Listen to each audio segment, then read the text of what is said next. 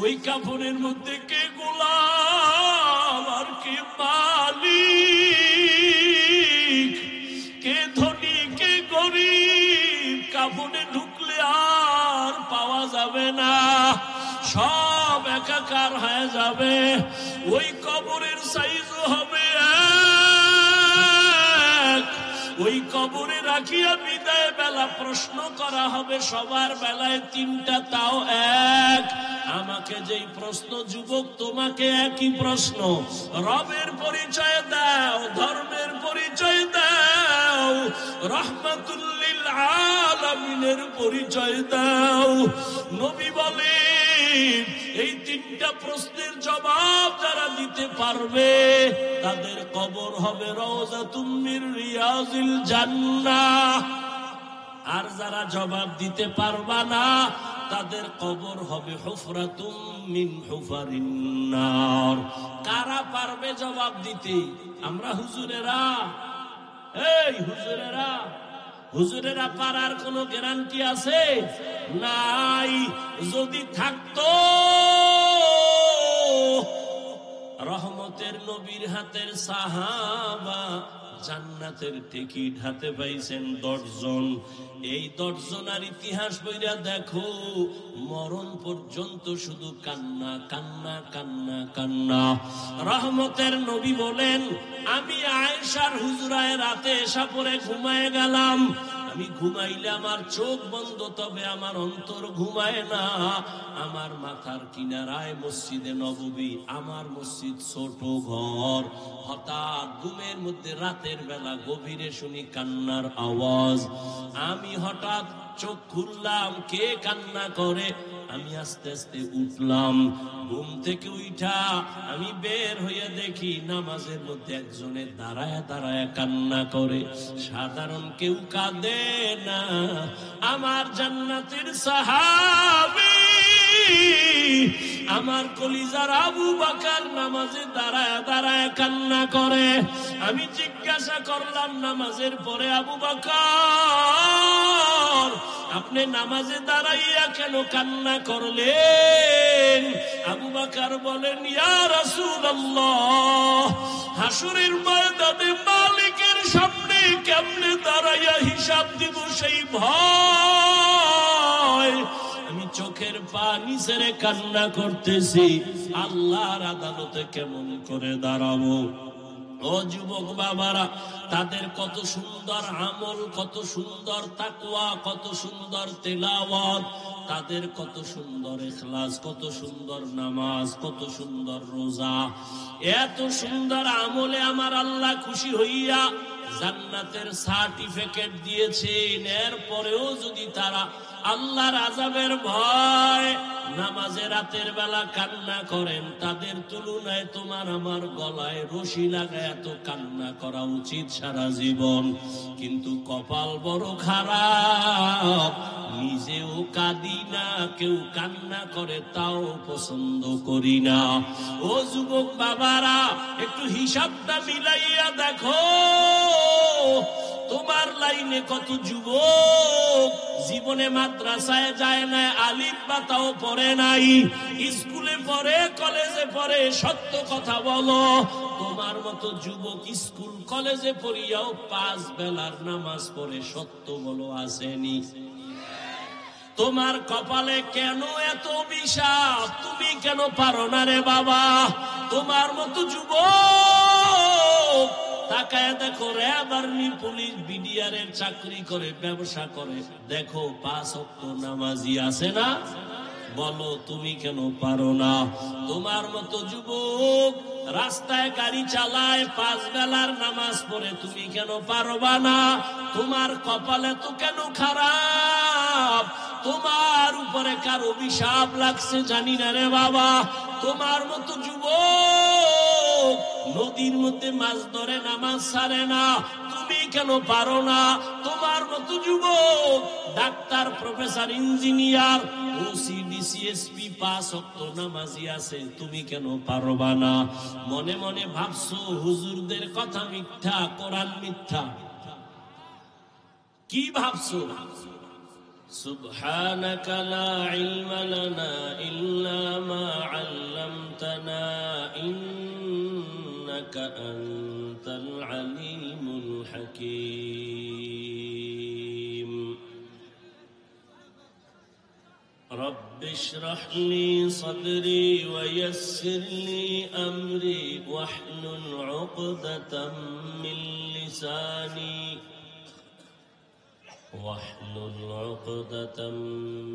لساني يفقه قولي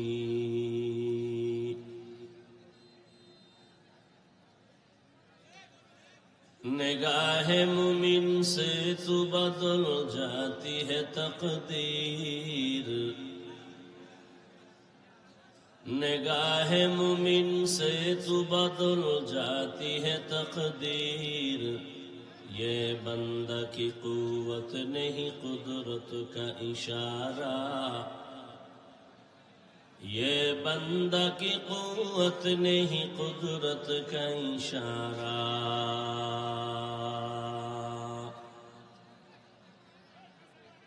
ऐ मर्द खिरद तर्क मासी की जरूरत ऐ मर्द खिरद तर्क मासी की जरूरत अब सोहबत सालेह की सवा कोई नहीं चारा अब सोहबत सालेह की सवा कोई नहीं चारा मरदूद है पीछे हमें खबर नहीं लेकिन मरदूद है पीछे हमें खबर नहीं लेकिन एक वक्त में हालाक जो अमाल है सारा एक वक्त में हालाक जो अमाल है सारा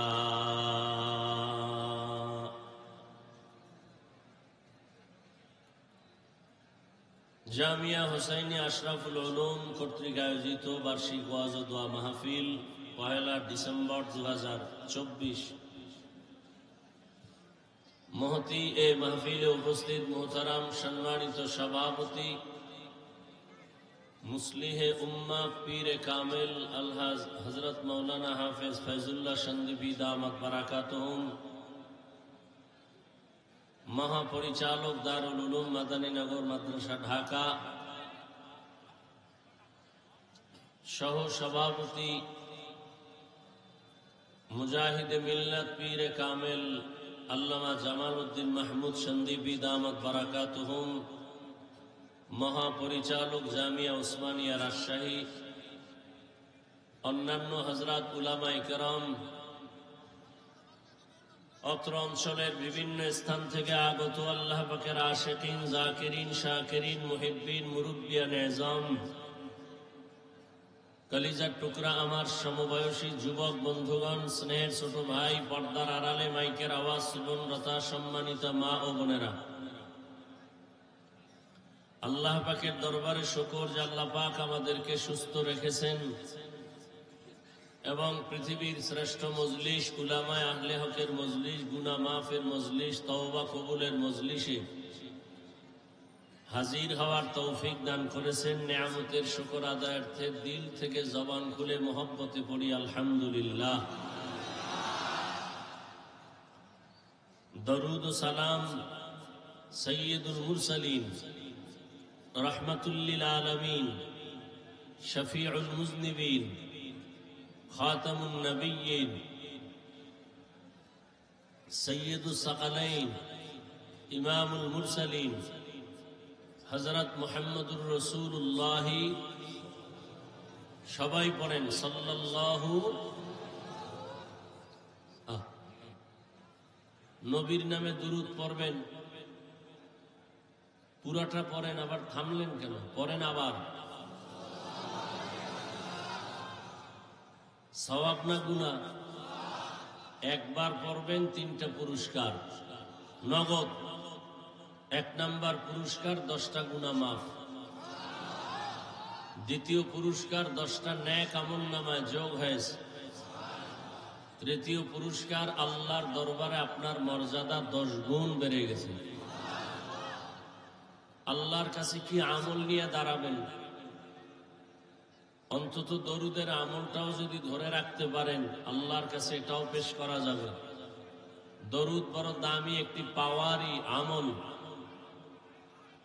যত মুসিবত থাক না কেন দরুদের আমলটা ধরে রাখবেন। বিশাল আয়োজন, মাদ্রাসার পক্ষ থেকে অনেক খরচ, মাদ্রাসায় অনেক ছাত্র পাগড়ি দিল, আপনারা দেখছেন। আল্লাহ পাক যারা পাগড়ি নিলেন সবাইকে সফলতার জিন্দেগি দান করেন। এই ছাত্রগুলো মাদ্রাসায় থাকে, আলেম তৈরি হবে, কোরআন শিখবে, শিখছে, দ্বীনের খাদেম। ওলামায়ে কেরাম এ জাতির জন্য নেয়ামত। এদের সাথে সম্পর্ক রাখাটাও বড় নেয়ামত।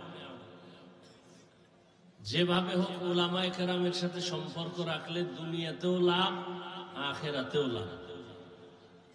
বাংলাদেশে যত ঝামেলা দেখতেছেন সব কিছুর কারণ ওলামায়ে কেরামের সাথে বেয়াদবি।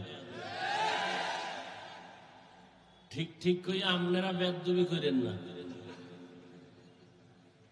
ইমাম সাহেবের সাথে বেয়াদবি, কোন শিক্ষকের সাথে বেয়াদবি, যে যেই লাইনই করবেন ওই লাইনই আপনার ক্ষতি নেমে আসবে। তো উলামায়ে কেরামের সাথে বন্ধুত্ব থাকলে দুনিয়াতেও লাভ, আখিরাতেও লাভ। চাই আপনি একটু পানি পান করাও যদি সহযোগিতা করেন, একবেলা খানা দিয়েও যদি সহযোগিতা করতে পারেন, এটাও জীবনের অনেক বড় ফায়দা। কিয়ামত পর্যন্ত আর নবী আসবেন, সাহাবায়ে কেরাম আসবেন, আউলিয়ায়ে কেরাম, আইম্মায়ে কেরাম আর আসবেন না। কিয়ামত পর্যন্ত বড় বড় যারা আউলিয়া ছিলেন, ওলিয়ে কামেল, এরাও আর আসবেন না, চলে গেছেন। কিয়ামত পর্যন্ত এই জাতিকে জান্নাতের পথে ডাকবে, আহ্বান করবে, শান্তির ঠিকানা দিবে একমাত্র উলামায়ে কেরাম। অতএব সেই উলামায়ে কেরামদের পরামর্শ, দোয়া নিয়ে চলবেন। আপনি ব্যবসায় দেখবেন লাভ, চাকরিতেও লাভ, দুনিয়ার সব কাজে লাভ। কারণ উলামায়ে কেরাম মানুষের জন্য দোয়া করে, ক্ষতির চিন্তা করে না। এ কারণেই তো উলামায়ে কেরাম ছাত্র জনতার বৈষম্য বিরোধী আন্দোলনে শিক্ষক ছাত্র জীবনকে বাজি রেখে রাস্তায় নেমেছিলেন। নামার কারণে সফলতার চাঁদ উদিত হয়েছে। তারা ক্ষমতার চেয়ারে বসার জন্য মাঠে নামে নাই, এই জাতিকে জুলুম থেকে বাঁচাবার জন্য মাঠে নামছেন। উপদেশটাকে হইছে কোন আলেম বলে নাই নামো আমাকে উঠাও, তবে একটা সিগন্যাল দিয়ে দিছেন, জুলুম করলে কারো ছাড় দেয়া হবে না। ওলামায়ে কেরাম এই জাতির জন্য যেই পরিমাণ শ্রম মেহনত করেন, ভাবেন এই রকম ভাবা মেহনত করার মানুষ দ্বিতীয় আর একজনও নাই। আসতে বললেন কেন? নাপাক খাইতে খাইতে এখন পাক জিনিসটারও নাপাক মনে করে। মিথ্যার উপরে চলতে চলতে সত্যটাকেও মিথ্যা মনে করে।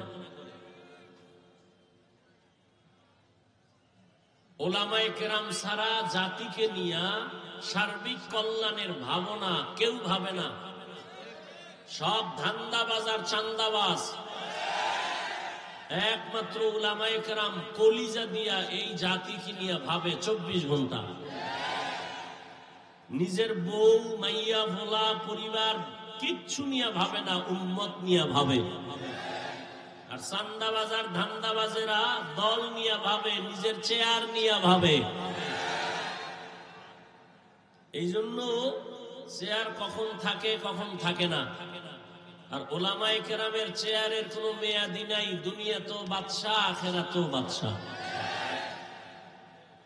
এই জন্য ওলামায়ে কেরামদের দোয়া নিয়ে সবসময় কাজ করবেন, বরকত হবে ইনশাআল্লাহ। আল্লাহ কবুল করেন। তো আমি আপনাদের সামনে দোয়া নিতে আসছি। দোয়ার খুব জরুরি দরকার। সবাই তো আর বরদোয়া করে না, আর যারা বরদোয়া করে এদের বরদোয়া কামেও লাগে না।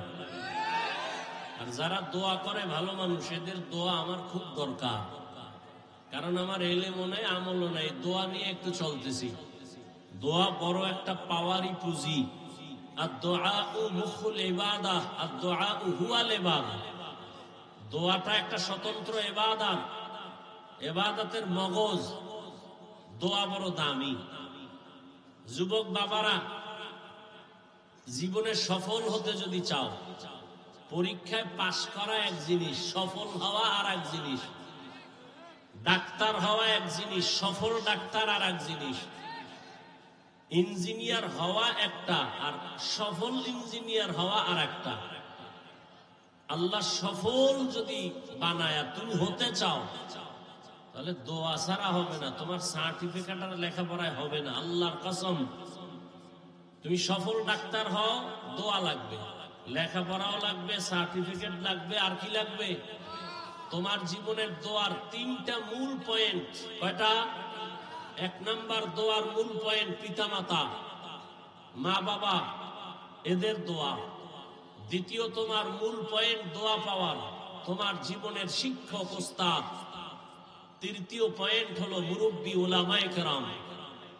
এদের দোয়া যেমন তোমার সফলতার পুঁজি, এদের অন্তরে কষ্ট দিলে এই বরদোয়াটাও তোমার ধ্বংসের কারণ। মা বাবার বরদোয়া তোমার জীবনের আগুন, শিক্ষকের বরদোয়া ছাত্রের জীবনের আগুন, ওলামায়ে কেরামের বরদোয়া উম্মতের জন্য একটা আগুন। একটু আগে বললাম না যে ওলামায়ে কেরামের সাথে বেয়াদবির কারণে সব ঝামেলা আমার দেশে। আল্লাহ ওলামায়ে কেরামের ইজ্জতকে বাড়ায়া দেন। ওলামায়ে কেরামের পেছনে যারা ষড়যন্ত্র করে লেখার মাধ্যমে, বলার মাধ্যমে, আল্লাহ ওদের হেদায়েত দান করেন। আমি আপনাদের সামনে আলোচনা রাখার নিয়তে কোরআনে হাকিমের সূরা আহজাবের 2 টুকরো আয়াতে কারিমা তিলাওয়াত করেছি। নবীজির হাদিস থেকে এক টুকরো হাদিস পড়েছি। ইখলাসুল রুহানিয়াতের সমন্বয়ে সহিহ নিয়তে, সহিহ তরিকায়, সহিহ কিছু কথা বলার মতো, শুনবার মতো আমাকে আপনাদের সকলকে আল্লাহ তৌফিক দান করেন। ইয়া আইয়ুহাল্লাযীনা আমানুত্তাকুল্লাহ, ও দুনিয়ার মুমিন, তোমরা আল্লাহকে ভয় করো তথা তাকওয়া অর্জন করো। ওয়াকুলু কওলান সাদীদা, জবানের দ্বারা যা বলো সত্য, সঠিক, শালীন ভাষায় বলো। লাভ ইউসলিহ লাকুম আ'মালাকুম, বিনিময়ে তোমাদের টুটা ফাটা আমল আল্লাহ পাক কবুল করে ফেলবেন। আর ওয়ায়াগফির লাকুম যুনুবাকুম, জীবনের সব গুনাহ আল্লাহ মাফ করে দিবেন। ওয়া মান ইউতিইল্লাহা ওয়া রাসূলাহু, যে বা যারা আল্লাহ এবং তার রাসূলের অনুকরণ করবে, ফাকাদ ফাজা ফাওজান আযীমা, তাদের বিজয়টা হবে চূড়ান্ত বিজয়, মানে বিনা হিসাবে জান্নাতি। রহমতের নবী বলেন, মাইয়াজমান লিমা বাইনা লাহিয়াইহি ওয়া মা বাইনা রিজলাইহি আজমাল্লাহুল জান্নাহ। নবী বলেন, হে উম্মত, 2 জিনিসের হেফাজতের জিম্মাদারি যদি তুমি নাও, আমি নবী তোমাকে জান্নাতে নেওয়ার জিম্মাদারি নিব। কয় জিনিস? প্রথম হলো জবানের কন্ট্রোল করো, হেফাজত করো। দ্বিতীয়, লজ্জাস্থানের হেফাজত করো। এই 2টা জিনিসের হেফাজত যদি করতে পারো, আমি নবী তোমাকে জান্নাতে নেওয়ার জিম্মাদারি নিব। আয়াত এবং হাদিসের মূল আলোচনার বিষয়বস্তু জবানকে কন্ট্রোল করা। নবীও বলেন জবান কন্ট্রোল করো, আল্লাহ বলেন জবান কন্ট্রোল করো। কোন পদ্ধতিতে করবা? তোমার মনের মতো পারবা না, মুমিনকে আল্লাহ আয়াতে দুটো আদেশ দিয়েছেন, একটা তাকওয়া অর্জন করো, দ্বিতীয়টা জবানকে হেফাজত করো। যদি করতে পারো নগদ দুইটা পুরস্কার, এক জীবনের আমল কবুল, দুই জীবনের সব গুনাহ মাফ। এখন আল্লাহর এই আদেশ আল্লাহ শুধু মুমিনকে দিলেন কেন, বেঈমানকে দেন নাই কেন? এর সংক্ষিপ্ত জবাব, জান্নাত শুধু মুমিন পাবে, কোন বেঈমান এক সেকেন্ডের জন্য কখনো জান্নাত পাবে না। জান্নাত পাবে না। কারা পাবে? জবান খুলেন, কারা পাবে? মুমিনেরা যে জান্নাত পাবে তাও বহু ফিডা খাওয়ার পর। যেই তালে বিড়ি টানেন এমনি জান্নাত পাবেন ফিডা ছাড়া। যেখানে এত আশেকে রসুল, সব টাটকা আশেক, ফজর পরে নাই, জহুর পরে নাই, আসর পরে নাই, মাগরিব পরে নাই, এশাও পরে নাই। ফজরও পড়ার চিন্তা নাই, বয়ান শুনতে হইছে, যাও এটাও ভালো। আল্লাহ যদি এর বরকতে হেদায়াত দান করেন, প্রত্যেকের সিনায় আল্লাহ হেদায়াতের নূর দান করেন। তো জান্নাত শুধু মুমিন পাবে, কোন বেঈমান আর মুমিনও পাবে অনেক হিসাবের পর। কেন? রহমতের নবী বলেন,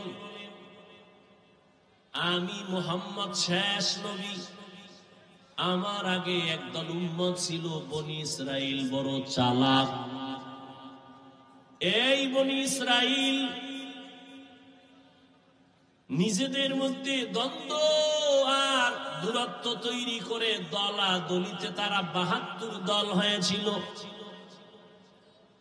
আমার উম্মত আরো চালাক, আমার উম্মতের দল আরো একটা বেড়ে যাবে। কয় দল হবে? কুল্লুহুম ফিন্নার। নবী বলেন সব জাহান্নামে যাবে, ইল্লা মিল্লাতান ওয়াহিদা, এক দল জান্নাতে যাবে। টোটাল ৭৩ দলের সব যদি জাহান্নামে যায়, এক দল জান্নাতে যায়, তাহলে বলেন জাহান্নামী কয় দল? এই যে ৭২ দল জাহান্নামী, এরা কেউ হিন্দু, ইহুদি, খ্রিস্টান কেউ না, সব হবে মুমিন মুসলমানের ভেতর থেকে। তাহলে ৭২ দল জাহান্নামী সব মুসলমানের মধ্য থেকে হবে। দ্বিতীয় সাহাবায়ে কেরাম প্রশ্ন করলেন, মান হিয়া ইয়া রাসূলুল্লাহ, হে পয়গম্বর, যেই দলটা জান্নাতে যাবে ওই দলের পরিচয় কি? রহমতের নবী বলেন, মা আনা আলাইহি ওয়া আসহাবি। নবী যদি বলতেন, এই খেয়াল করেন, নবী যদি বলতেন আমাকে যারা মেনে চলবে তারা জান্নাতি হতো, কিন্তু নবী এতটুকুই বলেন নাই। নবী বলেন যারা আমি মুহাম্মদের আদর্শ আর আমার হাতে গড়া সাহাবায়ে কেরামের আদর্শ যারা মেনে চলবে তারা জান্নাতি। কি বুঝলাম? এ জমিনে যারা বলে আমরা নবী মানি, মুহাম্মদ মানি, সাহাবাদের মানি না, এরা মুসলমান হলেও ৭২ দল জাহান্নামীদের অন্তর্ভুক্ত। তুকু যাও সুন্নতে আহমদ কুজা বা মুহাম্মদ কৈবুয়াত নিসবত তোরা মান আহাব্বা সুন্নতি কওলে রসুল মজদায়ে কানা মাই হাম কুন কবুল। তাহলে শুধু নবী না, সাহাবাও, সাহাবায়ে কেরামদেরও মানা লাগবে।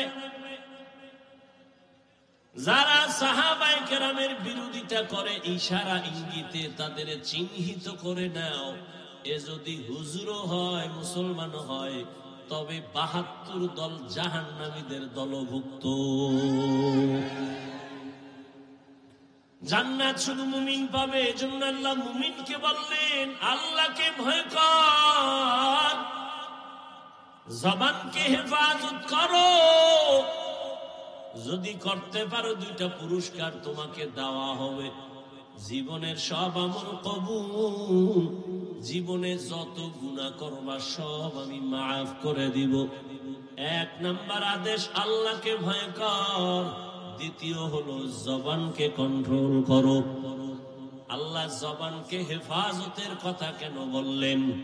কান হেফাজত করো কেন বলেন নাই?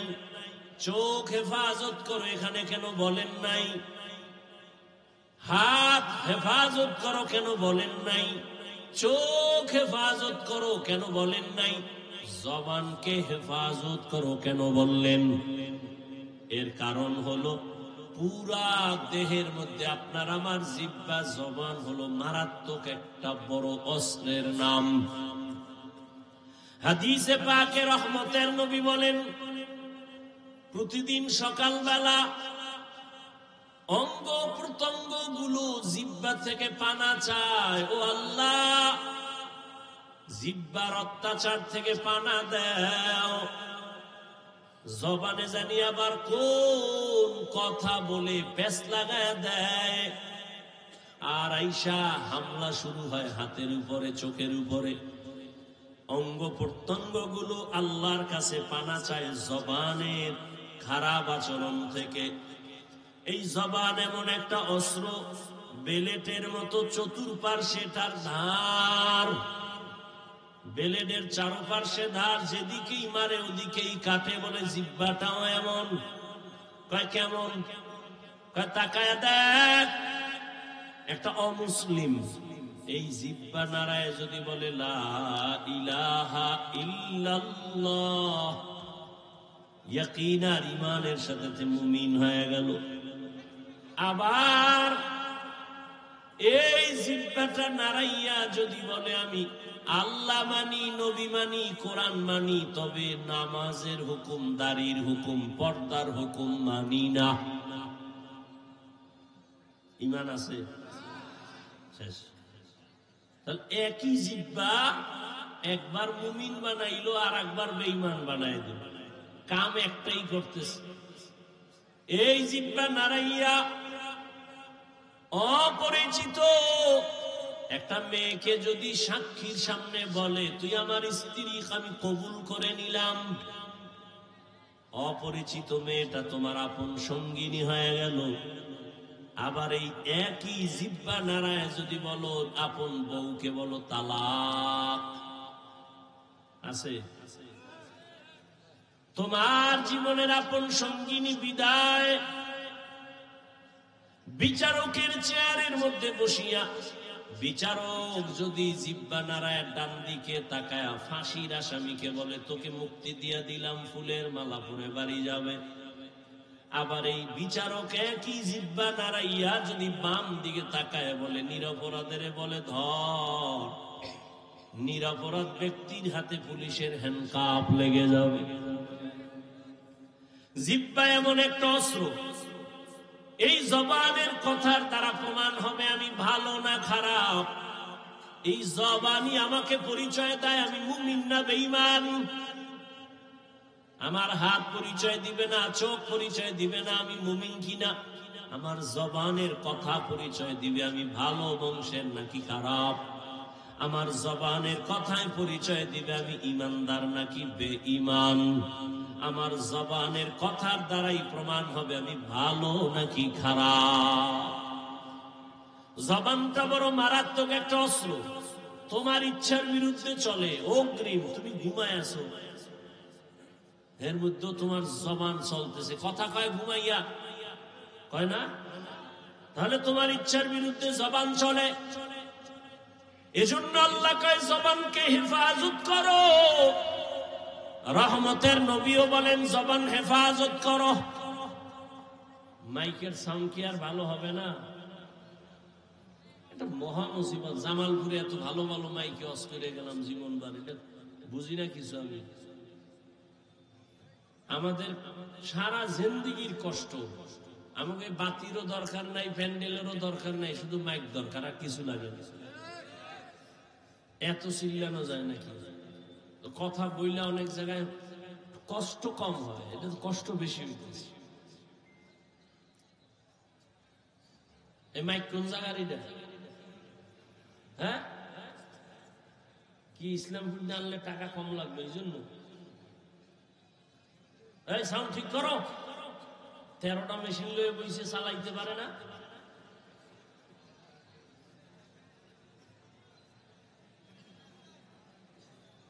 আল্লাহ পাক কবুল করেন। আপনাদের কষ্ট হইতেছে? আপনার কষ্ট হইলে 2-4 ঘন্টা, আমগো তো আজীবন। গাধার মতো দৌড়াইতেছি সারা দেশ, না টাইম মতো খাওয়ান, না টাইম মতো ঘুম, দৌড়ের উপর। বাথরুমে যাওয়া শান্তি নেই। এরপরে আইসা আবার বয়ান। একটা মানুষ ঠিক মতো না ঘুমাইলে তার কথার ব্যালেন্স থাকে না, চলাফেরার ব্যালেন্স থাকে না। এরপর সেই বয়ান চলতে থাকে যদি আবার আনলিমিটেড।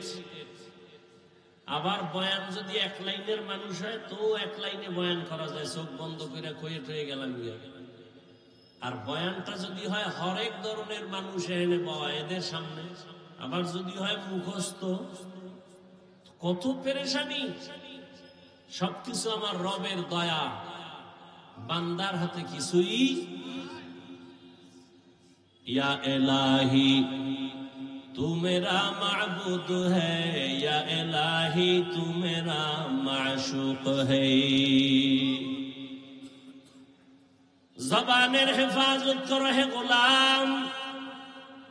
এতক্ষণ জবানটা কত বড় মারাত্মক এটা বুঝাইলাম, কিন্তু আবার খেয়াল করেন এটা কত বড় আল্লাহর দেওয়া নিয়ামত। খানার প্লেট সামনে নিছেন, খানার মধ্যে কোন চুল আছে কিনা সব চোখের রাডার দিয়া খুঁজলেন। খুঁজার পরে আপনি নিশ্চিত খানার মধ্যে কোনো ঝামেলা নাই। একটা লোকমা যখন আপনি দিছেন, একটা চিকন চুল খানার লোকমায় চোখের রাডারে ধরা পড়ে নাই, জিহ্বায় ধরা পড়ে গেছে। এরে আল্লাহর বান্দা, এটা কত বড় নিয়ামত। মাইকে কথা বলি, বিদ্যুতের বাতি জ্বলে, চার্জ চলে যায়, ফ্যানের বাতাস দিয়া মেশিন ঠান্ডা করা লাগে। একটানা মেশিন চললে গরম হয়ে আগুন লাগবে। অথচ আল্লাহর দেওয়া জিহ্বা নামের কত বড় নিয়ামত। দুনিয়াতে আসার থেকে এই জিহ্বা নারায় যে কত হাজার হাজার লাখ কোটি কথা সাপ্লাই দিলাম, কোনদিন এই জিহ্বার কথা বন্ধ হয় নাই, ব্যথাও করে না। মানুষের কথা বলতে বলতে গাল ব্যথা করে, ঠোঁট ব্যথা করে, কপাল ব্যথা করে, মাথা ব্যথা করে। আজও পর্যন্ত 50, 60, 70 বছরের বান্দার জিহ্বা ব্যথা করে না। এই কথাগুলো কোন মেশিনে সাপ্লাই হয়? এই মেশিনটারে ঠান্ডা কে বানায়? ওই মেশিনের মধ্যে তেল কে দেয়, পেট্রোল কে দেয়? ও আল্লাহর বান্দা, তুমি মোবাইল চালাও, মোবাইলে কথা চলতেছে, হঠাৎ মোবাইল বন্ধ হয়ে গেছে। কি ব্যাপার? চার্জ নাই, মোবাইল আর কথা শোনা যায় না। তুমি জিহ্বা নাড়াইয়া নাড়াইয়া কত বছর জিহ্বা নাড়ায় কত কথা বললা, কয়দিন তুমি জিহ্বার হক আদায় করছো, চার্জ দিয়েছো। এরে নবীর উম্মতের দল, এত সুন্দর কথা, কথা তো আবার সবাই বলে, তবে সবার কথায় মজা লাগে না। লাগে? কেউ কথা বললে মনে কয় বন্ধ কর, বহুত হইছে বন্ধ কর। আবার কেউ কথা বলার পরে কয় এই উঠলো আর সাইরে দিল, আর একটু কও। এই মজাকে লাগাই দিছে। কাদের কুদরত দানি বল কামাল, আনতা রব্বি আনতা হাসবি যুল জালাল, তুহি কাদের জলিলুল্লাহ জাহাদার, বহর হালে তুহি মেরা নেগাহদার। আল্লাহর নিয়ামতের শুকর আদায় করো হে মুমিন। জিহ্বা নামের নিয়ামতটা কত বড় নিয়ামত। মানুষ বলে মুখের কথাই জয়, মুখের কথায় আবার ক্ষয়। এরে আল্লাহর গোলাম, রহমতের নবী যার কোনো তুলনা আছে, এমন একটা জমিনে আল্লাহ পাঠাইছেন যেই জমিনের মানুষ ছিল বড় খারাপ। মক্কার মানুষের মতো খারাপ চরিত্রের মানুষ ওই সময় দুনিয়াতে আর কোথাও ছিল না। ওই মানুষের মাঝে আমার নবী আসছেন, মাত্র 13 বছরের ব্যবধানে ওই খারাপ মানুষগুলো জান্নাতি মানুষ হয়ে গেল। বেতের বাড়ি লাগে নাই, একমাত্র রহমতের নবীর জবানের ব্যবহার। নবীজির জবানের ব্যবহারে দুশমন পর্যন্ত বন্ধু হয়ে যাইত। ইহুদি নবীর সামনে তরবারি নিয়ে দাঁড়ানো আর কেউ নাই, ডাক দিয়া কয়, এই আব্দুল্লাহর ছেলে, এখন তোমার পাশে কেউ নাই? বলে তাই? আমি এখন একা, তরবারি আমার হাতে, তোমার কল্লার উপরে যদি মারি কে ভিড়াবে? নবী বলেন, আমার আল্লাহ। রহমতের নবী কথা বলা মাত্র ইহুদির তরবারিটা মাটির মধ্যে পড়ে গেছে। তরবারিটা নবী হাত দিয়ে উঠাইছেন। উঠে কয়, ইহুদি তরবারি কই? কয় মুহাম্মদের হাতে। কয় এখন যদি তোর কল্লার উপরে মারি কে ফিরাবে? কয় কেউ না। কয় ক আল্লাহ ফিরাবে। কয়টা যদি কই তাহলে আর কালেমার বাকি কি? যদি কই আল্লাহ ফিরাবে তো কালেমার বাকি কি? মুহাম্মদ মাফ করে দাও, আর কালেমা পড়ায় মুসলমান বানায় দাও। ইমামুল আউয়ালিন আল আখিরিন বহরে সাদকা রাহমাতাল লিল আলামিন সাইয়্যিদুল কাউনাইন খাতমুল মুরসালিন আখির আমদ বুদে ফখরুল আউয়ালিন। আপনারা কিছুক্ষণ বসবেন নি না? ব্যারাম কিছুক্ষণ পরে আবার বিড়ি টানার নেশা। হ্যাঁ, আসলে বিষয় কি জানেন?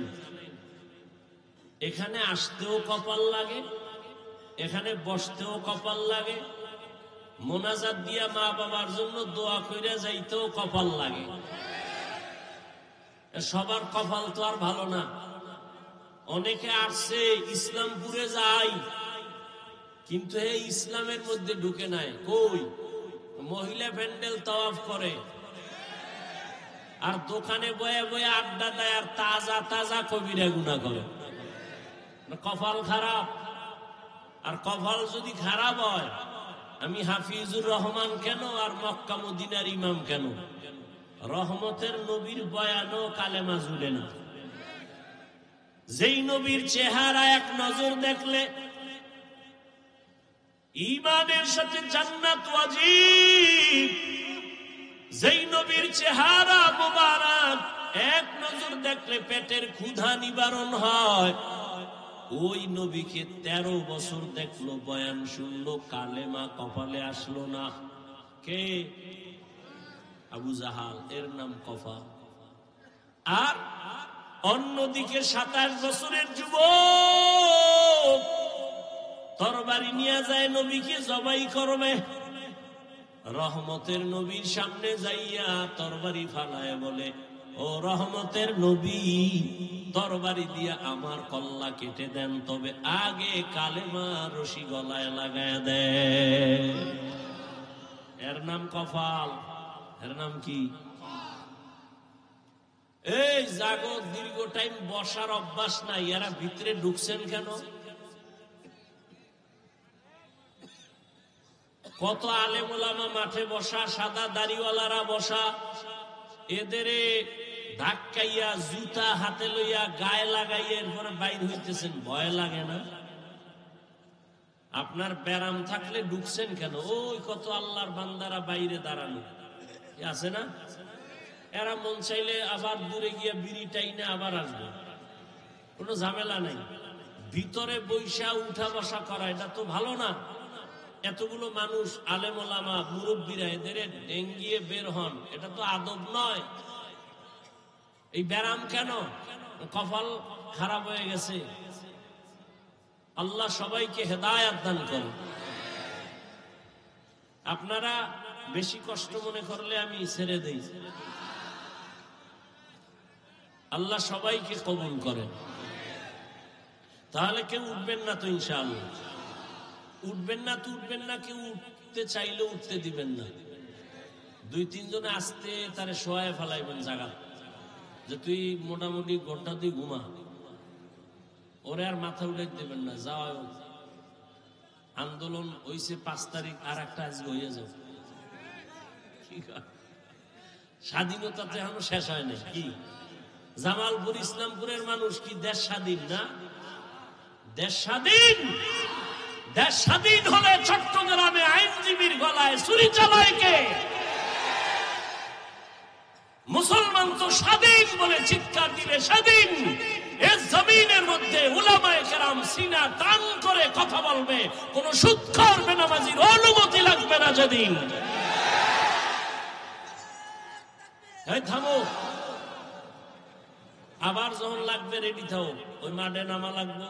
কারণ আন্দোলন মুসলমান একবার করে না, বারবার। জালেমের বিরুদ্ধে আন্দোলন চলবেই। জীবনে একবার দেয় না মুসলমান, বারবার। জালেমের বিরুদ্ধে, ইসলামের পক্ষে। কথা ঠিক না? আল্লাহ সবাইকে কবুল করেন। কোন চান্দুকে আর জুলুম করার সুযোগ দেওয়া যাবে? কাফনের কাফন কিনে রেডি রাখো। ডাক আসলে ময়দানে অবতীর্ণ হতে হবে। তুমি যতই বন্ধু বান্ধব তালাশ করো, বলছি না সব ধান্দাবাজ আর চান্দাবাজ। একমাত্র তোমার কলিজার আপন বন্ধু নিঃস্বার্থ উলামায়ে কেরাম। অতএব উলামায়ে কেরাম ডাক দিলে আবার ময়দানে আসতে হবে। কোন ব্যক্তির জন্য না, আল্লাহর দ্বীনের জন্য। আল্লাহ সবাইকে কবুল করেন। কোন আলেমের সাথে কোন বেয়াদবি চলবে? আমি একটু আগে এক জায়গায় বয়ান করেছি, সেদিন ঢাকায় বলছি, যারা আলেমদের সাথে বেয়াদবি করবে তাদের লিস্টি দাও। ইমামের সাথে, মাদ্রাসার কোন শিক্ষকের সাথে, কোন বক্তার সাথে উল্টা পাল্টা করলেই তাদের লিস্টি আমাদেরকে দাও। ঢাকার থেকে আবার আলেমদেরকে নিয়ে বসে আবার আন্দোলনে, জালেমের বিরুদ্ধে ময়দানে আবার নামতে হবে। কোন মাস্তানি চলবে? এদেশে আলেম ওলামা কম, মাদ্রাসা কম, কেউরে দরকার নাই। আমরা শুধু আলিয়াও লাগবে না, আমরা কওমি মাদ্রাসার হুজুর আর ছাত্র যদি রাস্তায় নামি, পলানেরও জায়গা হইতো না। প্রত্যেকটা নাস্তিক আর বেয়াদব ওলামায়ে কেরামের অনুমতি ছাড়া কথা বলার সাহস পাবে না। আল্লাহ সবাইকে হেদায়েতের দৌলত দান করেন। শিয়ালে রাতে মুরগি দিয়া কয় 3 দিন আমানত। শিয়াল পণ্ডিত কয় দোয়াও চাই, মাফও চাই। জিন দেখানো মরাও পাইতে না। শিয়ালের হাতে মুরগি দিলে যা হবে, ধর্মের চাবি সুদখোর আর বেনামাজির হাতে দিলে তাই হবে। আল্লাহ হেদায়েত দান করুন। তো যে কথা বলতেছি, উঠা বসা করলে আমি মোনাজাত দিয়ে দেব। কথা বলতে অনেক কষ্ট হয়, সাউন্ডটা আমার মনের মতো পাই না, এই জন্য। তারপরে আপনাদের মোহাব্বতে বলতেছি, কারণ সবকিছুর ঊর্ধ্বে আপনাদের দোয়া। বক্তার এলেম আর আমলে বয়ান হয় না, জীবন মনে রাখবেন। এলেম আর আমলের বাহাদুরি দিয়া বয়ান হয় না, বয়ান হয় শ্রোতাদের অন্তরের মোহাব্বত আর আকর্ষণের উপর। আর রহমত কার? জোরে বলেন। ইয়া আইয়ুহাল্লাযীনা আমানুত্তাকুল্লাহা ওয়া কুলু কাওলান সাদীদা। হে মুমিন, আল্লাহকে ভয় করো, জবানের হেফাজত করো। জবান বড় দামি একটা অস্ত্র, আল্লাহ পাকের অন্যদিকে বড় নেয়ামত। এই জবান হেফাজত কেমনে করবা? তোমার ইচ্ছার বিরুদ্ধে জবান দৌড়ায়। হাত যদি অন্যায় করে রশি দিয়া পেঁচাও, বেঁধে রাখো, আর অন্যায় করতে পারবে না। পা যদি অন্যায় ভাবে হাঁটে, পাও দুইটা বেঁধে দেওয়ার হাঁটতে পারবে না। কান যদি অন্যায় আওয়াজ কানে নেয়, পট্টি লাগায় দাও, কান হেফাজত হয়ে যাবে। ভালো করে বুঝো, চোখ যদি অন্যায় কিছু দেখে, চোখের সামনে কালো আয়না লাগায় দাও, দেখবে না। বুঝেন, ভালো করে বুঝেন। হাত অন্যায় করলে বাধা যাবে, হেফাজত করা যায়, কন্ট্রোল করা যায়। কান অন্যায় করলে কন্ট্রোল করা যায়। চোখ অন্যায় করলে পট্টি লাগাও, আয়না লাগাও। কিন্তু জবানটা যদি অন্যায় করে বারবার, এটারে আটকাইবেন কেমনে? রশি দিয়া বাঁধা যাবে, কষ্টে লাগানো যাবে। জিহ্বা কেমন একটা বড় আল্লাহর অস্ত্র, এখানে কষ্টে পেয়ে ধরে না। ধরে? সুপার গুলো ধরবে? ধরবে না। তো জবানটারে কেমনে কন্ট্রোল করবেন? মুখের উপরে কষ্টে লাগাবেন? কয় না। এবার আল্লাহ দয়া করে একটা পরামর্শ দিতেছেন, ও বান্দা, আমি জানি, তোর থেকে বেশি জানি। হাতেরে আটকাইতে পারবি, কান আটকাইতে পারবি, চোখ আটকাইতে পারবি, পা পারবি, কিন্তু জবানটারে তুই দুনিয়ার কোন রশি দ্বারা বাঁধতে পারবি না। এটার জন্য আমি আল্লাহ কুদরতের একটা মেডিসিন দিছি, ওই মেডিসিন লাগায় দে, জিহ্বা কন্ট্রোল হয়ে যাবে। ওই মেডিসিন আমার আল্লাহর দেওয়া, মেডিসিনের নাম হলো তাকওয়া। हर के दारत खौफ हकदार दिल मदम जन्नतुल मअवा देहद रामकम जुज़बा हक़ची ज़े मखाज़ इंसुजा फज़ले उहा मस्ते दर जुमला जहां। তাকওয়া মানে আল্লাহর ভয়। ওই আল্লাহর ভয় নামের মেডিসিন দিয়া জবানটাকে আটকাইয়া দাও। আল্লাহর আদালতে দাঁড়াইয়া হিসাব দেওয়ার ভয়, এই ভয়ের নাম তাকওয়া। এই ভয়টা অন্তরে ঢুকাইও। কোথায় পাবো এই ভয়ের মেডিসিন? আল্লাহ বলেন, যারা এই জমিনে আমার প্রিয় গোলাম, আমার প্রিয় বান্দা আহলুল্লাহ, এদের নেক নজর লাগাও, অন্তরে তাকওয়া চলে আসবে, আল্লাহর ভয়। আমি এখানে যদি আপনাদের প্রশ্ন করি, আপনারা কারা কারা আল্লাহকে ভয় করেন? সবাই দোনো হাত উঠাইবে। চালাক যারা, তারা পাও দুইটা উঠায় বলবে, আমরা হুজুরগো থেকে বেশি আল্লাহরে ভয় করি। যদিও নামাজ পড়ি না, তবে আমগো ঈমান তাজা আছে না। চালাক বলবে, আমরা নামাজ না পড়লে আমগো দিল পরিষ্কার। সবাই বলবে, আমি আল্লাহকে ভয় করি। আমিও বলি, আমি আল্লাহকে ভয় করি। তুমি নামাজ বাদ দিয়ে বলো আল্লাহকে ভয় করি, আর আমার না, আমি নামাজ ঠিক রেখা বলি আল্লাহকে ভয় করি। আসলে আল্লাহর ভয় কি জিনিস, সেটার হাকিকত এখনো জানি না রে বাবা। আল্লাহর ভয়ের হাকিকত উদাহরণত এমন বলি, একটা সন্তান মা বাবাকে ভয় করে বলে তার প্রমাণ, সন্তান মা বাবার সামনে কখনো অন্যায় করে না। কেন? শাস্তির ভয়। ঠিক একটা শিক্ষকের ছাত্র ভয় করে, তার প্রমাণ, ছাত্র শিক্ষকের সামনে অন্যায় করে না, শাস্তির ভয়। ঠিক এই জমিনে যেই বান্দা, যে বান্দি আল্লাহকে ভয় করবে, ওই বান্দা গলায় ছুরি লাগাবে, দাড়ির মধ্যে ছুরি লাগাবে না। हर के दारत खौफे हकदार दिल मत जन्नतुल मअवा देहद रामकाम। আল্লাহর ভয় অন্তরে জমা করো হে মুমিন। কেমন আল্লাহর ভয়? রহমতের নবী বিদায়, আবু বকর সিদ্দিক রাদিয়াল্লাহু তাআলা আনহু খেলাফতের দায়িত্বে রাষ্ট্র পরিচালনা করতেছেন। একদিনের ঘটনা, তার স্ত্রী একদিন বলেন, ও খলিফাতুল মুসলিমিন, আমার একটু মিষ্টি খাইতে মনে চায়। আবু বকরকে বলতেছেন, কোন সময়? যখন আবু বকরের আঙ্গুলের ইশারায় পুরা রাষ্ট্র চলে। টাকার অভাব আসেনি? বিবি বললেন একটু মিষ্টি খাইতে মনে চায়। আল্লাহর ভয় কাকে বলে? এবার স্ত্রীর কথা আবু বকর বলে, ও বিবি, মিষ্টি খাওয়ানোর মতো টাকা আমার কাছে নাই। এর নাম আল্লাহর ভয়। রাষ্ট্র পরিচালনা করতেছেন, টেলিফোন করলেই তো টাকার পাহাড়, কিন্তু আবু বকরের মতো গোলাম আল্লাহর ভয় নিয়ে বলে, ও বিবি, তোমাকে মিষ্টি খাওয়ানোর মতো টাকা নাই। ও পর্দার আড়ালের মা বোনেরা, ভালো করে শুনেন।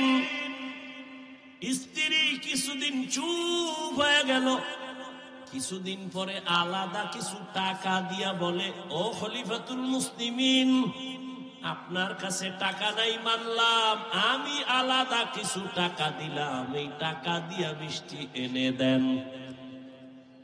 আবু বকর সিদ্দিক রাদিয়াল্লাহু তাআলা আনহু তিনি বললেন, এই বিবি, টাকা পাইলা কই? আপনারা জিগাইবেন নি বউরে? জীবনেও না। আমনে কইবেন, সাব্বাস, এরকম চুরি কইরা পারলে আরো দিও। এটাও বলে ঠিক আন্দাজি। আবু বকর বললেন, বিবি, টাকা কই পেয়েছো? এবার বিবি কি কয় শুনেন। বিবি কয়, আপনি যে মাসে মাসে বেতন পান সরকারি কোষাগার থেকে, ওই বেতনের কিছু টাকা আমি বাঁচাইয়া জমা করছি।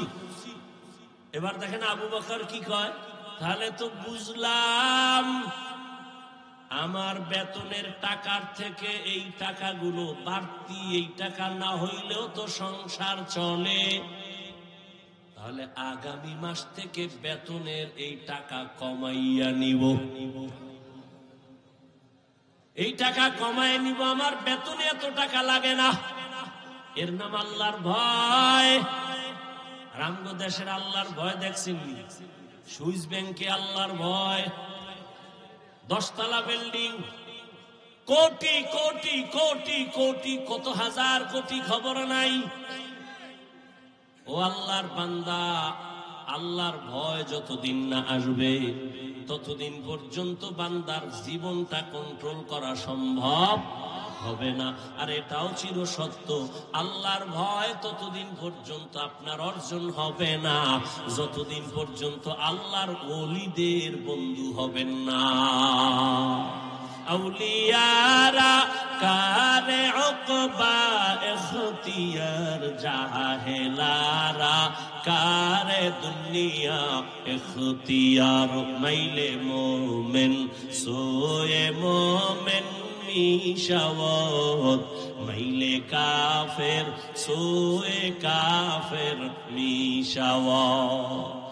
আল্লাহর ভয়ের যুবক, আমিও যদি তোমার মতো প্যান্ট শার্ট টাই লাগাইয়া দাড়ি কামাইয়া রাস্তায় বাহাদুরের মতো ঘুরতাম, কেউ আমারে বাধা দিত না রে বাবা। ও ইসলামপুরের মুসলমান, ইসলাম কই? ইসলামপুরের মানুষের মধ্যে ইসলামের বড় অভাব। কি ঈমান আলী নাম রাখছে, তাজা বেঈমান, নাম হইল ঈমান আলী। শান্তির হাটে শান্তি নাই, মুন্সিগঞ্জে মুন্সি নাই, ইসলামপুরের মধ্যে মাঠে তাকায় দেখি চেহারা ইসলাম নাই। ওগো নবীর উম্মতেরা,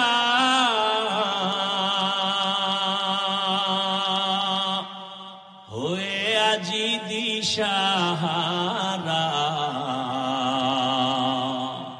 কোরআন হাদিসের চলো যখন যাহা চায় মনে, নবী বিনে কে তরাবে পুলসিরাত মিজানে, নবী বিনে কে তরাবে পুলসিরাত মিজানে। এরে নবীর উম্মতের দল, ও আমার কলিজার যুবক, কয়দিন আর হায়াত নিয়ে বাঁচবা?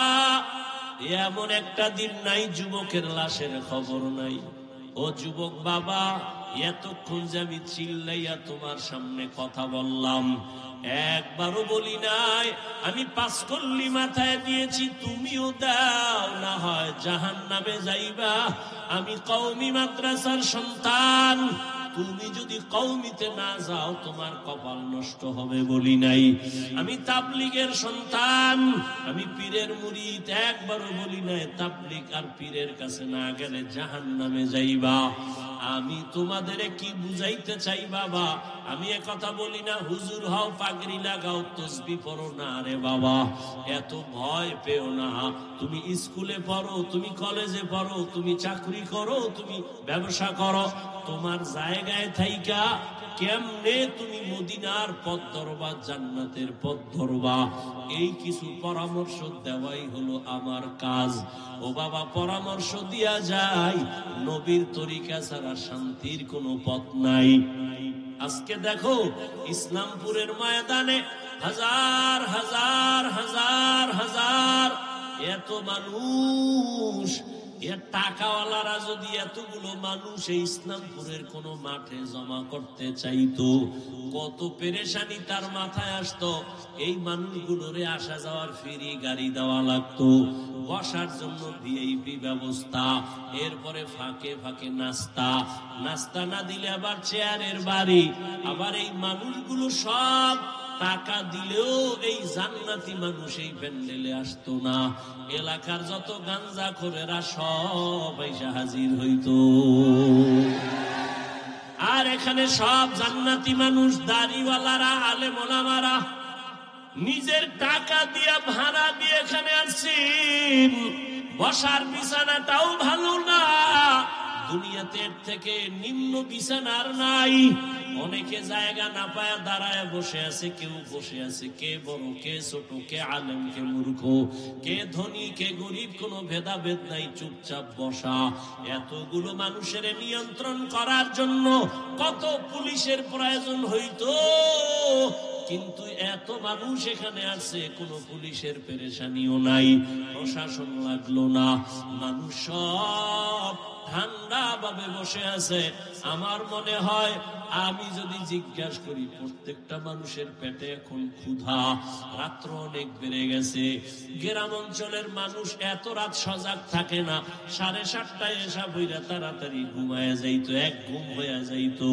কিন্তু এখানে ক্ষুধা নিয়েও কোনো কষ্ট নাই। আমি যদি জিজ্ঞাসা করিয়াই ফালাই বাবারা কতক্ষণ থাকবেন, আমার মনে হয় সবাই কলিজা দিয়া বলবে হাফিজ ভাই ফজর পর্যন্ত যদি রাখে আমরা কেউ যাব না। এটা কেমনে সম্ভব? এরে আল্লাহ মেধা দিছে। ও যুবক, ও বিন্দু বাবাজি, একটু চিন্তা করো, এটা কেমনে সম্ভব? টাকা দিয়াও এত মানুষ আনা যায় না, খানার লোভ দেখাইয়াও আনা যায় না, নিয়ন্ত্রণও করা যায় না। কত জায়গায় নিজেরা নিজেরা এতগুলো মানুষ এক জায়গায় হয়ে মারপিট করে, আর এখানে সব চুপচাপ হয়ে আছে। এটা কেমনে সম্ভব? একমাত্র আমার মদিনাওয়ালা নবীর আদর্শ মানার কারণেই সম্ভব। এরে নবীর আশিক উম্মতেরা, ও যুবক, একটু ভালো করে বুঝা আমার আল্লাহর ভয়। আজকে টুপি মাথায় দিলে মাথা গরম, তোমার থেকে কম বুঝি না রে বাবা। আজকে দাড়ি রাখলে যৌবনের ভাব চলে যায়, তাও বুঝি। লম্বা জামা পরার কারণে শরীর গরম লাগে, কম বুঝি না। এরপরেও কেন টুপি ছাড়ি না, নামাজ ছাড়ি না, বেপরদায় চলি না। এখানে আপনারা যারা বসে আছেন সবাই মুসলমান, আমিও মুসলমান। আপনাদের আল্লাহ আমার আল্লাহ এক নাকি দুই? আপনাদের নবী আমার নবী, আপনাদের কোরআন আমার কোরআন, আপনাদের ধর্ম আমার ধর্ম, আপনাদের কালেমা আমার কালেমা, আপনাদের কাবা আমার কাবা, আপনাদের নবী আমার নবী, আপনার আল্লাহ আমার আল্লাহ, আপনার কাবা আমার কাবা, সব এক। দুনিয়াতে আসছি তাও এক, বিদায় বেলা কাফন হবে তিনটা, তাও এক। আমি বক্তার সম্মানে একটা কাফন কেউ বাড়াইয়াও দিবে না। এই এলাকার গরিব মরিয়া গেলে একটা কাফন কেউ কমাইয়াও দিবে না। কোটিপতিরও যেমন তিনটা কাফন, গরিবেরও তেমন তিনটা কাফন। ও আল্লাহর বান্দারা, কালার হবে আলাদা না এক? কি কালার? সাদা। কাফনের উপরে লেখা থাকবে বড় হুজুরের লাশ, এমপি সাহেবের লাশ। কে ধনী, কে গরিব, কে আলেম, কে মূর্খ, কে ইমাম, কে মুক্তাদি, কে বক্তা, কে শ্রোতা, কে পীর, কে মুরিদ। আজকে আমি বক্তা বক্তা ভাব যতই দেখাই না কেন, তুমি টাকার গরম যত দেখাও, সাদা কাফনে যেদিন ঢুকবা সব বাহাদুরি শেষ হয়ে যাবে। ওই কাফনের মধ্যে কে গোলাম আর কে মালিক, কে ধনী, কে গরিব, কাফনে ঢুকলে আর পাওয়া যাবে না, সব একাকার হয়ে যাবে। ওই কবরের সাইজও হবে এক। ওই কবরে রাখিয়া বিদায় বেলা প্রশ্ন করা হবে সবার বেলায় তিনটা, তাও এক। আমাকে যেই প্রশ্ন যুবক, তোমাকে একই প্রশ্ন। রবের পরিচয় দাও, ধর্মের পরিচয় দাও, রহমাতুল লিল আলামিনের পরিচয় দাও। নবী বলেন, এই তিনটা প্রশ্নের জবাব যারা দিতে পারবে তাদের কবর হবে রওজাতুম মির রিয়াজিল জান্নাহ। আর যারা জবাব দিতে পারবা না তাদের কবর হবে হুফরাতুম মিন হুফারিন নার। কারা পারবে জবাব দিতে? আমরা হুজুরেরা। এই হুজুরেরা, হুজুরেরা পারার কোনো গ্যারান্টি আছে? নাই। যদি থাকতো, রহমতের নবীর হাতের সাহাবা জান্নাতের টিকিট হাতে পাইছেন 10 জন। এই 10 জনের ইতিহাস বইরা দেখো, মরণ পর্যন্ত শুধু কান্না কান্না কান্না কান্না। রহমতের নবী বলেন, আমি আয়েশার হুজরায় রাতে এসা পরে ঘুমায় গেলাম। আমি ঘুমাইলে আমার চোখ বন্ধ, তবে আমার অন্তর ঘুমায় না। আমার মাথার কিনারায় মসজিদে নববী, আমার মসজিদ ছোট ঘর। হঠাৎ ঘুমের মধ্যে রাতের বেলা গভীরে শুনি কান্নার আওয়াজ। আমি হঠাৎ চোখ খুললাম, কে কান্না করে? আমি আস্তে আস্তে উঠলাম। ঘুম থেকে উঠা আমি বের হয়ে দেখি নামাজের মধ্যে একজনের দাঁড়ায় দাঁড়ায় কান্না করে। সাধারণ কেউ কাঁদে না, আমার জান্নাতের সাহাবী, আমার কলিজার আবু বকর নামাজে দাঁড়ায় দাঁড়ায় কান্না করে। আমি জিজ্ঞাসা করলাম, নামাজের পরে আবু বকর, আপনি নামাজে দাঁড়াইয়া কেন কান্না করলেন? আবু বকর বলেন, ইয়া রাসূলুল্লাহ, হাসরের ময়দানে মালিকের সামনে কেমনে দাঁড়াইয়া হিসাব দিব সেই ভয়। আমি চোখের পানি ছেড়ে কান্না করতেছি, আল্লাহর আদালতে কেমন করে দাঁড়াবো। ও যুবক বাবারা, তাদের কত সুন্দর আমল, কত সুন্দর তাকওয়া, কত সুন্দর তেলাওয়াত, তাদের কত সুন্দর ইখলাস, কত সুন্দর নামাজ, কত সুন্দর রোজা। এত সুন্দর আমলে আমার আল্লাহ খুশি হইয়া জান্নাতের সার্টিফিকেট দিয়েছেন। এরপরেও যদি তারা আল্লাহর আযাবের ভয় নামাজে রাতের বেলা কান্না করেন, তাদের তুলনায় তোমার আমার গলায় রশি লাগায় এত কান্না করা উচিত সারা জীবন।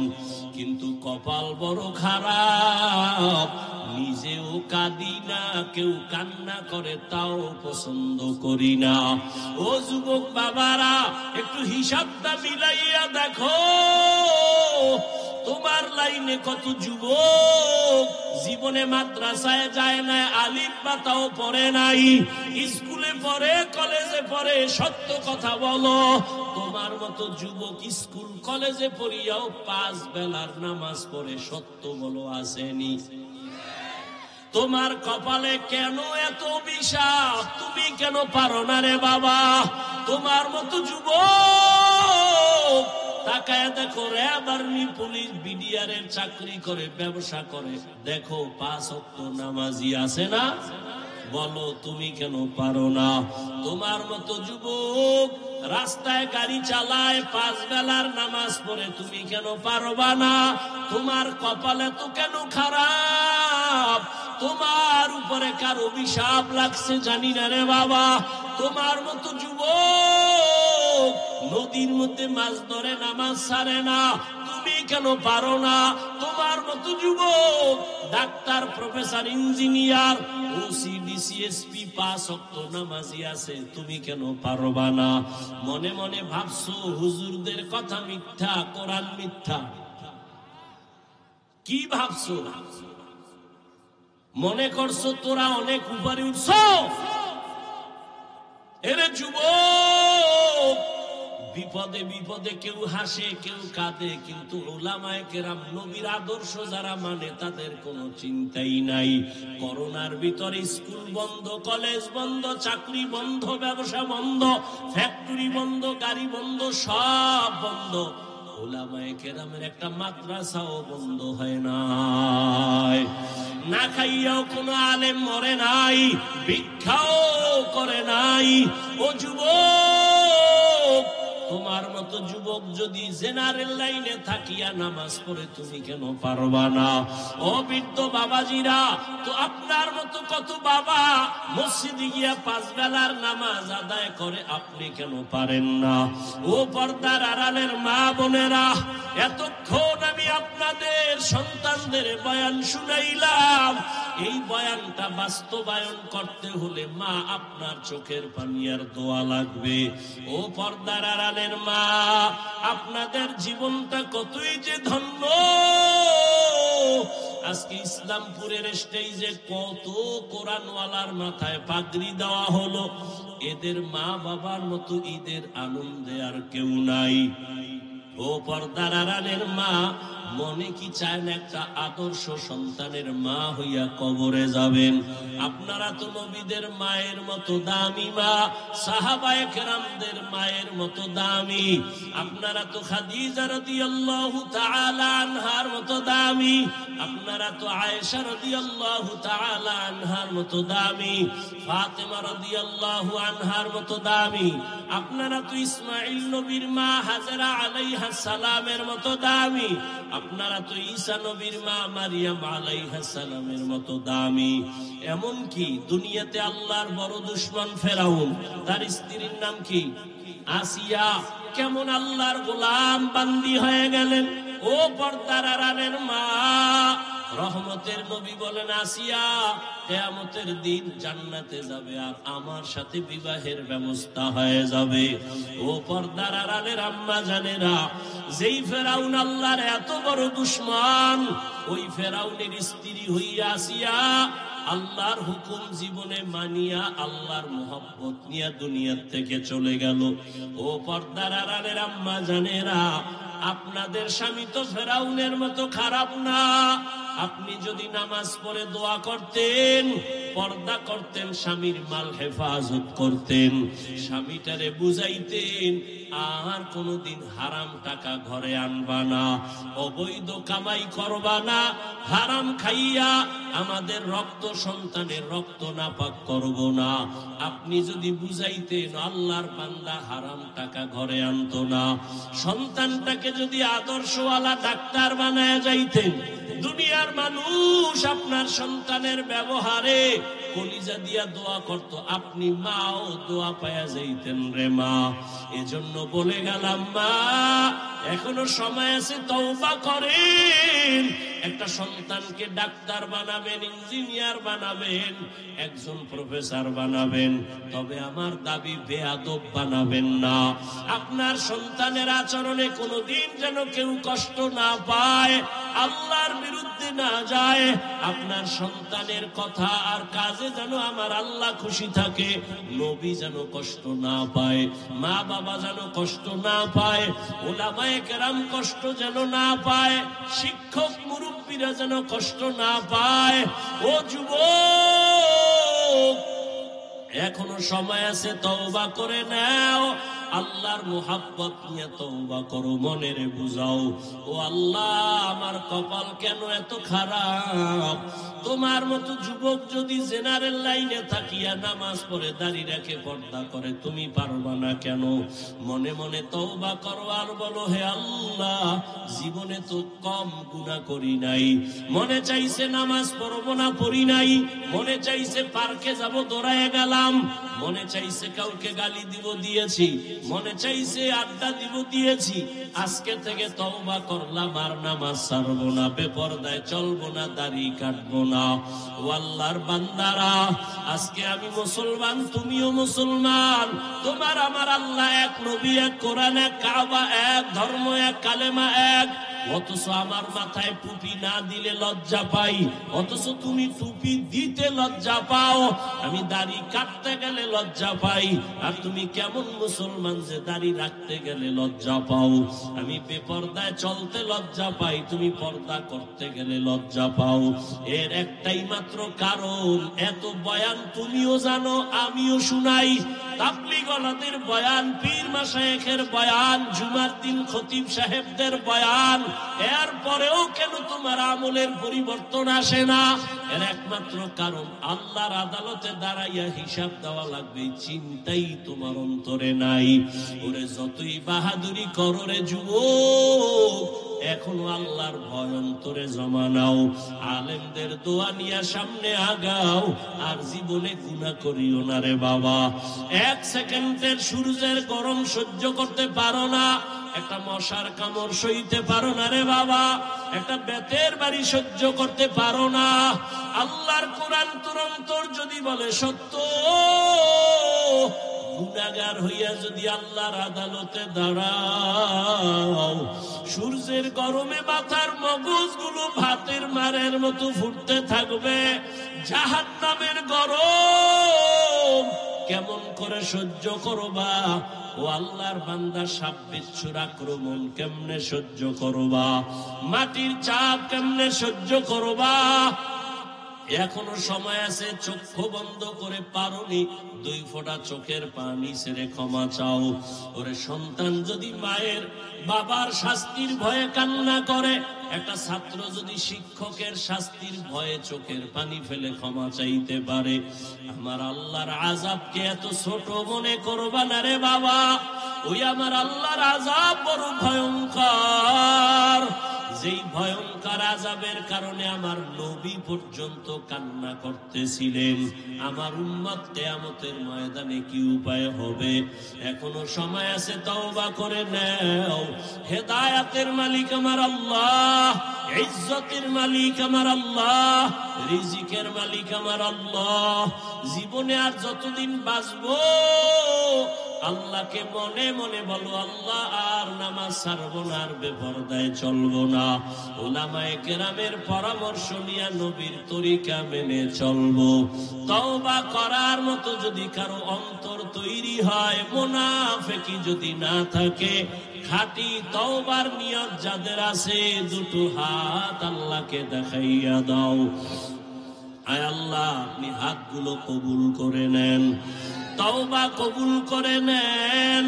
তওবার উপরে মজবুত হইয়া চলার মতো তৌফিক আমাদের দান করেন আল্লাহ। একজনের হাতও খালি ফিরাইয়া দিয়েন না রে মালিক। আয় আল্লাহ, গুনার কারণে আপনি বেজার হইয়া ফিরাইয়া দিয়েন না রে আল্লাহ। মেহেরবানি করে সবাইকে হেদায়েতের আলো দিয়া কবুল করে নেন, আমিন। আলহামদুলিল্লাহি রাব্বিল আলামিন, والصلاة والسلام على سيد الأنبياء والمرسلين وعلى آله وأصحابه أجمعين يا أرحم الراحمين يا أرحم الراحمين يا أرحم الراحمين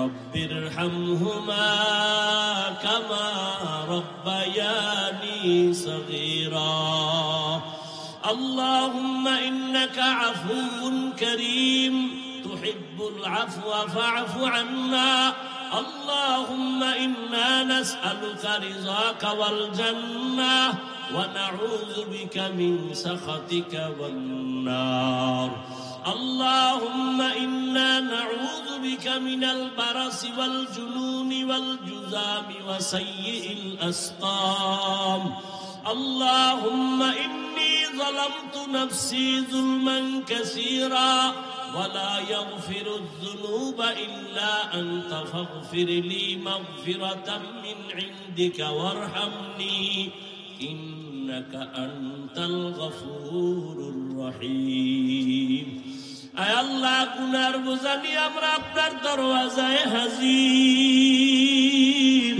কুদরতের নজর দিয়া তাকায় দেখেন ইসলামপুরের ময়দানে আপনার গোলাম উলামায়ে কেরাম মুরব্বী হাজী সাহেব ব্যবসায়ী চাকরিজীবী ছাত্র ভাই যুবক পর্দার আড়ালের মা বোনেরা আয় আল্লাহ দুনিয়াতে আসিয়া অনেক অন্যায় করে ফেলেছি রে আল্লাহ আপনার দেওয়া নিয়ামত সব ভোগ করলাম